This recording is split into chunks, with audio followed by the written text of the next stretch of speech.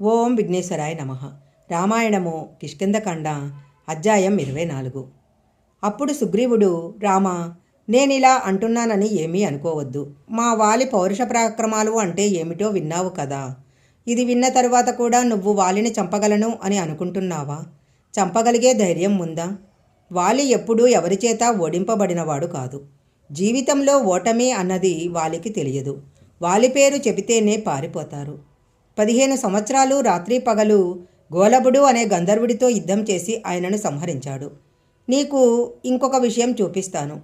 ఇక్కడ 7 సాలవృక్షాలు వరుసగా ఉన్నాయి కదా. మా వాలి రోజు సంధ్యావందనం అయ్యాక ఇక్కడికి వచ్చి ఈ పెద్ద సాలవృక్షాన్ని చేతులతో కదుపుతాడు. ఆ కుదుపుకు లేత చిగురుటాకులు కూడా రాలిపోయి ఆ చెట్టు మోడుగా నిలబడుతుంది. వాలి బలం గురించి విన్నాక కూడా నీకు వాలిని చంపగలను అన్న ధైర్యం ఉందా అన్నాడు. సుగ్రీవుడు చెప్పిన మాటలు విన్న లక్ష్మణుడు ఒక చిన్న నవ్వు నవ్వి, మీ వాలి చాలా గొప్పవాడు అని చెబుతున్నావు కదా, వాలిని మా అన్నయ్య చంపగలడు అని ఏం చేస్తే నువ్వు నమ్ముతావు అని అడిగాడు. అప్పుడా సుగ్రీవుడు, మా వాలి ఈ 7 చెట్లను కుదిపేయగలడు. రాముడు అంత చెయ్యక్కర్లేదు. బాణం పెట్టి ఒక సాలవృక్షాన్ని కొడితే నేను నమ్ముతాను అన్నాడు. ఆనాడు దుందుబి యొక్క శరీరాన్ని మా అన్నయ్య విసిరేస్తే అది యోజనం దూరం వెళ్ళి పడింది. రాముడిని ఈ అస్థిపంజరాన్ని తన కాలితో తన్నమనండి. 200 ధనసుల దూరం కానీ రాముడు తంతే నేను నమ్ముతాను అని లక్ష్మణుడితో అన్నాడు. అప్పుడు రాముడు, సరే, నీకోసం నేను అలాగే చేస్తాను.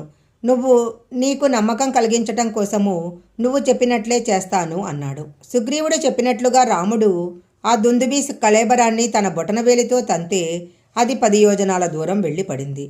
అప్పుడు రాముడు సుగ్రీవుడి వంక చూసి, నమ్మకం కుదిరిందా అన్నాడు. కానీ సుగ్రీవుడు, ఆనాడు వాలి ఈ కళేబరాన్ని విసిరినప్పుడు ఇది రక్తమాంసాలతో పచ్చిగా చాలా బరువుగా ఉంది. అప్పటికే మా అన్నయ్య ఈ దుందుబితో చాలాసేపు యుద్ధం చేసి ఉన్నాడు. దానికి తోడు తాగి ఉన్నాడు. తన భార్యలతో రమిస్తూ బయటకు వచ్చాడు కాబట్టి అనేక రకాలుగా బడలిపోయిన శరీరంతో ఉన్నాడు. కానీ రాముడు చాలా ఉత్సాహంగా ఉన్నాడు. మద్యాన్ని సేవించలేదు. పరీక్షకు నిలబడుతున్నాను అనే పూనికతో ఉన్నాడు. ఆనాడు మా అన్నయ్య విసిరింది ఒక పచ్చి శరీరము. అది 1 యోజనం వెళ్ళి పడింది. ఈనాడు రాముడు తన్నింది ఎండిపోయిన కళేబరము. దానిని 10 యోజనాలు తనటంలో పెద్ద గొప్పేముంది? ఆ సాలవృక్షాన్ని కూడా కొట్టమను. అప్పుడు నాకు కొంత నమ్మకం కలుగుతుంది. అప్పుడు మనం వాలిని సంహరించడానికి వెళదాము అన్నాడు.